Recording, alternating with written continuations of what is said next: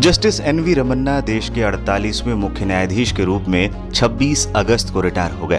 वो 1 साल 4 महीने तक इस पद पर बने रहे, लेकिन उनका कार्यकाल उनके प्रशासनिक निर्णयों और न्यायिक फैसलों की वजह से याद रखा जाएगा। सुप्रीम कोर्ट के जज और मुख्य न्यायाधीश के रूप में वो 657 बेंचों के सदस्य रहे और 174 फैसले खुद लिखे। आइए हम जानते हैं जस्टिस रमन्ना के दिए हुए 5 बड़े फैसले।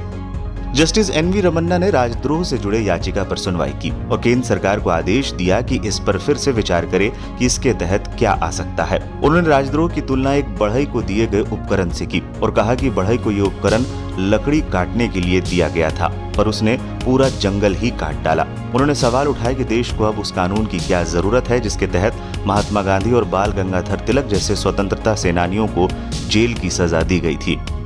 जस्टिस रमन्ना ने पेगासस जासूसी मामले की सुनवाई की और इस जांच के लिए एक कमेटी का गठन भी किया। उन्होंने खुद इसकी अगुवाई भी की थी। जस्टिस रमन्ना ने अपने फैसले में कहा कि यह साबित नहीं किया जा सका है कि जिन 29 उपकरणों की बात की जा रही है उनसे पेगासस सॉफ्टवेयर के जरिए जासूसी की गई थी। राजनीति के अपराधीकरण से जुड़े मामले में भी उनका फैसला बेहद अहम था।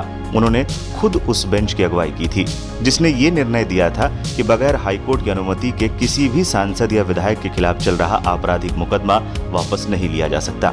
इस फैसले के बाद ही सांसदों और विधायकों पर चल रहे आपराधिक मामलों की सुनवाई के लिए विशेष अदालतों का गठन किया गया। इससे राजनीति का अपराधीकरण पर रोक लगाने में मदद मिली।